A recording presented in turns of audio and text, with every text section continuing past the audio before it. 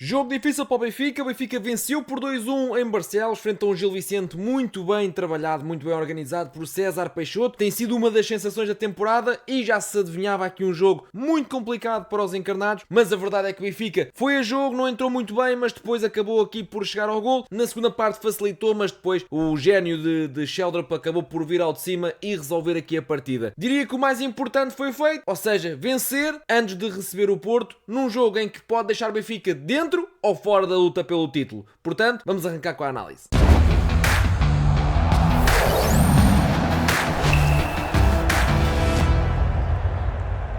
Ora, vocês já sabem como é que funciona aqui os rescaldos no canal, ou seja, primeiro aqui uma breve análise, depois análise da equipa, estatísticas, opiniões, por aí fora. Na minha opinião, o jogo de hoje não foi um jogo super bem conseguido pelo Benfica, diria que longe disso, até porque entrou mal no jogo, mas depois podia ter rapidamente, ali a partir dos 20 minutos, começou a agigantar-se perante o Gil Vicente, começou a criar muitas oportunidades, mas mais uma vez o problema da finalização veio ao de cima, ou seja, o Benfica teve de criar 3, 4, 5 oportunidades, ou pelo menos lances de perigo, para depois finalmente chegar ao gol de António Silva naquele canto. Portanto, eu diria que o Benfica tem que tentar resolver isto uma vez por todas, e se não está a dar para habilitar, há outros avançados.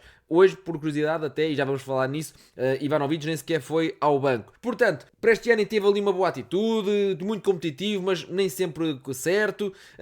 A mesma coisa com o meio campo, ou seja, o meio campo muito estável, a dar ali algum suporte ao Benfica, estão os dois a jogar muito o Barreiro e o Washington estão a jogar bem e funcionam muito bem como dupla, mas a certa altura, depois a nível de criatividade fica curto, porque depois nem um nem outro são criativos e nota-se isso quando o Benfica começa a entrar no último terço do campo. Na defesa, a primeira parte até acabou por dar para tirar dali as bolas, e também tenho aqui uma nota sobre o Trubin no dia de hoje. Portanto, vamos avançar primeiro do que tudo com a análise ao 11. Ora, a nível de 11 que José Mourinho lançou, nada aqui para ver, ou seja, Trubin na baliza é o habitual, Dedic, depois aqui a rotação nos centrais, sendo que o Otamendi joga sempre, portanto é entre Tomás Araújo e António Silva, foi hoje feita também, como é normal. Dal na esquerda também é normal, meio campo habitual e aqui nada a dizer, ou seja, é um meio campo que tem dado garantias e foi o que eu defendi aqui, vocês também nos comentários, portanto, e já agora comentem também e subscrevam se não subscreveram ainda, mas comentem sempre a vossa opinião sobre aquilo que eu vou dizendo e a vossa análise ao jogo também aí nos comentários. Mas como eu e vocês dizíamos aqui há umas semanas atrás ou há alguns jogos atrás, Barreiro e Auschwitz, se conquistaram um lugar no meio campo, se fazem uma boa dupla, se estão a jogar bem, Rios e Enzo, por mais caros que tenham sido, por mais estatuto que tenham, por mais moral que tenham junto da equipa técnica e dos adeptos e tudo mais, têm que esperar a sua vez porque estes estão a jogar. Preocupação aqui com a lesão do Auschwitz, que ele anda a ser gerido por pinças, anda ali a contar os minutos que pode ou que não pode jogar e descansar e etc, etc. E hoje saiu tocado. Acredito também que tenha tido indicações claras, ou seja, o Benfica vai jogar com o Porto no Estádio da Luz e acredito que as indicações tenham sido um bocadinho neste sentido, ou seja, Auschwitz, se sentires qualquer coisa, no estado em que tu estás, se sentires qualquer coisa, pedes para sair. Temos Rios, temos Enzo no banco, não há qualquer tipo de stress, não vamos forçar. Acredito eu que tenha sido isto, para não perder um jogador importante, um líder, um dos capitães, um dos jogadores que é uma extensão do treinador em campo, num jogo tão importante como o jogo com o Porto. Prestiani à direita, Rafa no meio, Sheldon para a esquerda, Pavlidis lá na frente. Aqui dou-lhe aqui uma nota bem positiva ao Pavlidis, eu acho que ele não fez um jogo assim tão positivo quanto isso, e principalmente a nota positiva é porque marcou um gol, e depois o gol mais tarde foi atribuído então a António Silva, como era visível pelas imagens, ou seja, o cabeceamento é de António Silva.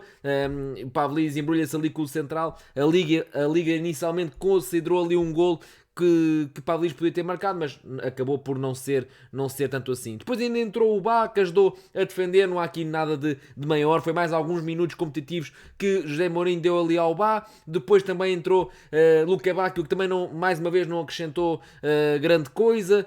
Acabou também por entrar o Rios e o Enzo, ou seja, acabou por entrar aqui muita gente no Benfica. Ainda assim, o Benfica não esgotou as substituições, algo estranho. e vou-vos dizer algo estranho, porque o Benfica, tudo bem, já se percebeu que, por exemplo, o José Mourinho não gosta de...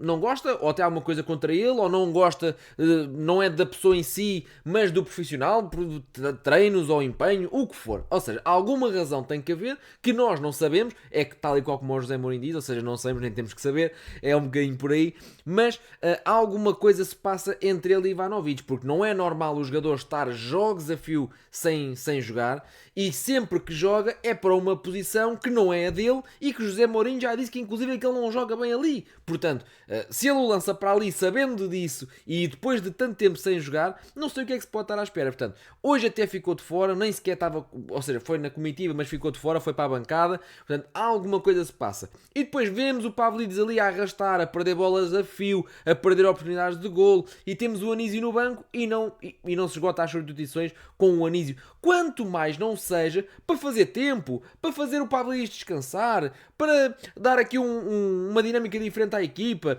para desgastar ainda mais os centrais da equipa adversária, que ali aos 80 minutos também já estão desgastados, tal qual como o Pavlidis estava, eles também têm que estar. Portanto, há N razões para rodar o avançado e o Mourinho não roda. Simplesmente não roda. Nem aposta em Anísio, nem tira. Aliás, o Anísio já, mesmo contra o Real Madrid, também não tinha jogado. Nem sequer lança ou chama ao banco Ivanovic. Portanto, algo se passa. É uma gestão dos avançados que eu sinceramente não concordo, porque eu acho que há qualidade. Ou seja, eu sou sincero, ou seja, acho que Pavlidis já teve um início do Benfica difícil, depois teve 6 meses em que carregou a equipa na temporada passada, os últimos 6 meses carregou a equipa com muitos golos e grandes exibições. Esta temporada, na primeira metade, muitos golos, grandes exibições, ele era o avançado, ele era o goleador, ele era o médio ofensivo, ele era o 10, era tudo, teve jogos memoráveis. Por exemplo, o jogo em Braga fez uma exibição zorra de grande nível, mas depois já sabemos que vem cá para baixo e perde a confiança e neste momento está irreconhecível novamente. Depois há Ivanovic, que dificilmente vai jogar mais com José Mourinho, pelo que se percebe. É um jogador que com Laje era titular, com Mourinho não é, nem sequer é utilizado. E depois há ainda aqui a questão do Anísio, que estava a jogar, estava a entrar, estava a marcar golos e agora de repente há 2-3 jogos que vai ao banco e que não entra. Não se percebe aqui muito bem esta gestão, não concordo com ela e acho que, por exemplo, Pavlidis só tinha a ganhar em defender a sua imagem, a ir ao... Claro que isto não depende do jogador, obviamente, mas acho que o Benfica só tinha a ganhar em defender a imagem do Pavlidis, deixá-lo vir ao banco um pouco, descansar, proteger, porque jogo após jogo, a falhar oportunidades, a ser trapalhão, a perder bolas, acho que também não abona nada a seu favor. Depois puxa aqui o StatsCard ou aqui a estatística do Trubin, até porque ele fez várias defesas, fez defesas importantes, mas depois no gol também não fica ali bem, ou seja, vai ao chão com muita facilidade, cai devagar. Já sabemos, é muito difícil mexer um corpo de 100 kg e de 2 metros. O próprio Mourinho já falou sobre isso, mas os melhores do mundo fazem isso, não é? Ou seja, o Courtois faz isso, mas por isso é que ele é um dos melhores da história e o Trubin está no Benfica, ou seja, há uma diferença grande, nem deve ser essa a bitola, ou seja, claro que se o Benfica, no dia em que o Benfica tiver um Courtois na baliza, ou algo próximo, como tinha, por exemplo, um guarda-redes de grande nível, o Oblak, ou outro de grande nível, o Ederson, estão cá uma época, 6 meses, uma época e meia, e saem, obviamente, não são jogadores para fazer carreira na Liga Portuguesa, infelizmente é onde se enquadra o Benfica. Portanto, eu diria que, infelizmente, porque acho que o Benfica tinha dimensão para muito mais, acho que é um clube de dimensão mundial. Agora, o Trubin, e como sabem, eu tenho dito várias vezes, gosto do Trubin, acho que esta temporada teve aqui, diria que desde o início da temporada até aqui, janeiro, fevereiro, por aí, teve aqui um período, aliás, ele acho que é dos guarda-redes, ou é o guarda-redes com mais clean sheets na liga, algo do género. Eu vi uma estatística qualquer assim, não quero estar aqui a errar, não sei se é essa das clean sheets, mas que ele estava em primeiro assim numa coisa qualquer positiva de jogos sem sofrer gols esta temporada. Portanto, aquilo que eu vos tenho a dizer é que efetivamente acho que ele durante aqui grande tempo parecia mais maduro, ou seja, eu já vos tinha dito isso, já tinha partilhado isso com vocês, parece que estava mais calmo, estava a errar menos, estava a ficar menos vezes mal na fotografia, que é o normal, ou seja, os guarda-redes com 20 e poucos anos erram todos muito por essa Europa toda fora, seja clube grande, seja clube mais pequeno, seja clube médio, todos passam por isso, portanto não me escandalizava o Trubin volta e meia dar aqui um ou outro frango, porque efetivamente parecia que fazia parte da sua caminhada. Agora, nos últimos 3, 4 jogos para cá, seja o gol que lhe salvaram em Madrid, ou seja, foi anulado pelo fora de jogo, depois do VAR. Hoje também cai com muita facilidade, apesar da bola vir em movimento contrário dele. O frango que ele deu no outro dia, salvo erro, nos Açores. Ou seja, ele nos últimos 4, 5 jogos voltou a comprometer muitas vezes. E isto é o Trubin que nós já vimos ao início, ou seja, mais inseguro. E eu, a certa altura, gostando do jogador e achando que ele está a fazer o seu caminho, a certa altura também tem que perceber que isto tem impacto. Ou seja, se o Benfica empata hoje um guarda-redes de grande nível, por exemplo, vamos olhar para o Diogo Costa do Porto, um guarda-redes de grande nível tem que tirar aquela bola, a bola até vai devagar, não pode cair simplesmente em câmara lenta para o outro lado. E é isso que nós esperamos que o Benfica tenha, um guarda-redes que decida jogos, ok? É mais nesse sentido. E o Trubin tem que chegar à frente, tem que vir de cima, tem que vir ao de cima, tem que vir aqui mostrar a sua qualidade, que eu acho que tem. Obviamente tem limitações, é muito pesado, é lento, tudo bem. Isso são coisas que dá para ir trabalhando e dá para ir melhorando. Agora, efetivamente, estes erros individuais é que têm que desaparecer de uma vez por todas. A nível estatístico, como podem ver, foi aqui um jogo equilibrado e até, a nível estatístico, com pendente para o Gil Vicente. Claro que isto depois é influenciado pelas duas boas entradas do Gil Vicente, na primeira parte e na segunda parte, e depois também agora por esta reta final em que o Benfica acabou por dar aqui a bola ao Gil Vicente e depois do gol, depois saiu o Shelder passado um pouco e a partir daí o Benfica recuou, deu a bola e andou só ali a controlar o espaço. Ainda assim apanhou 1 ou 2 sustos que eram totalmente desnecessários. Mas isto acaba por ser muito... Ou seja, José Mourinho já é um treinador disto, ou seja, é um treinador de dar a bola e de aguentar, um treinador muito pragmático. E depois, mesmo que ele não quisesse que o Benfica encostasse tanto atrás, e depois as características dos jogadores que ele põe em campo, ou seja, o Luca Bacchio, o Rios, o Bá, não são jogadores de ter bola, de temporizar, de pôr aqui o gelo no jogo, não, são jogadores de não ter bola, são jogadores de eu tenho a bola, quero acelerar, perco, venho para trás. Tenho a bola, quero acelerar, perco, venho para trás. E isto faz com que o Benfica não consiga ter um controle do ritmo do jogo. Agora, obviamente que depois a nível de qualidade individual há um mundo de diferença entre as duas equipas e por muito bem que esteja organizada que está a equipa do Gil Vicente, há sempre certos pormenores que depois o nível de execução, vamos olhar para o gol do Shelder, desculpem lá que eu vos diga, faz-me muita confusão que o Shelder esteja no Benfica há tantos anos já, ele chegou ainda com o Roger Schmidt, já passou por uma época com o Roger Schmidt, depois até foi 6 meses, depois foi emprestado, depois apanhou o Bruno Lage, também foi, inclusive no mês de janeiro em que ele marcou golos,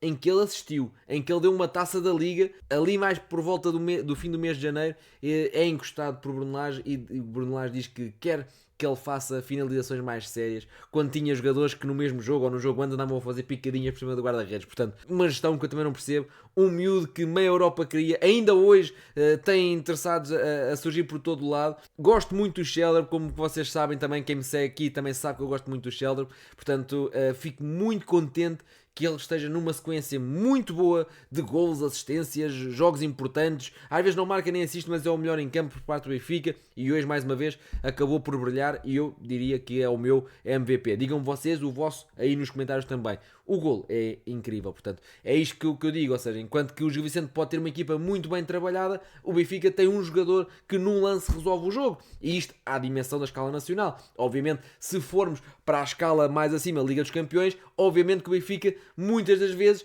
pode matar o jogo, como foi agora com o Real Madrid, não consegue, e depois há alguém que faz um passo à baliza e a bola parece que é imparável. Portanto, acaba por ser aqui sempre o contexto. E o Benfica na Liga Portuguesa é um contexto em que a qualidade individual faz aqui muita diferença. De resto, como podem ver aqui, o Benfica passou mais tempo dentro da área adversária, mas rematou menos vezes. Ou seja, este é um mal que o Benfica tem, é a finalização. Parece que das duas uma. Aliás, o Shelder tem lá dois pelo menos são, que eu me lembro, assim, cruzamentos a atravessar a área toda, junto entre o guarda-redes e a linha defensiva, e não há ninguém que encoste. Ou seja, isto é inacreditável num clube com a dimensão que o Benfica e com a ambição que é fazer golos e vencer os seus jogos. Resumindo, era muito importante não perder pontos hoje, porque vem aí o Porto, vem aí o Clássico, vem aí o jogo que das duas uma opõe o Benfica e o Sporting também, obviamente, mas opõe o Benfica a 4 pontos, pode ser a outro, mas este é o resultado que interessa. Eu só penso na vitória do Benfica, este é o resultado que interessa. Ou põe o Benfica a 4 pontos do primeiro lugar, e sabemos que fica a 3 do segundo lugar, porque está a 3 do Sporting neste momento. Portanto, se o Sporting vencer o seu jogo, eu estou a contar que o Benfica ganhe frente ao Porto. Portanto, se o Sporting vencer o seu jogo, fica a 4, fica a 3. E eu acho que o Benfica só tem aqui uma saída, que é vencer, encarar isto como 4 pontos para o Porto. O Porto não vai ganhar os jogos todos até ao fim. O Porto anda a tremer há muito tempo. Por mais competitivos que eles sejam, por mais a equipa organizada e que não complica e que defende muito bem que o Farioli tenha montado ali, efetivamente o Porto anda a ganhar os jogos por há muito tempo e muito à pele. Portanto, eu acho que estou confiante que, aliás, eu acho e estou confiante que o Porto vai perder pontos. Eu também acho que o Benfica e o Sporting vão perder, mas acho que o Porto vem a perder gás e fica perigoso com lesões e com Liga dos Campeões Liga Europa pelo meio, vai ficar perigoso para o Porto. O Benfica ganhando, fica a 4 e ainda tem aqui o jogo com o Sporting também para fazer. Portanto, o jogo não me preocupa muito que o Sporting se aproxime também do Porto, porque o Benfica tem o confronto direto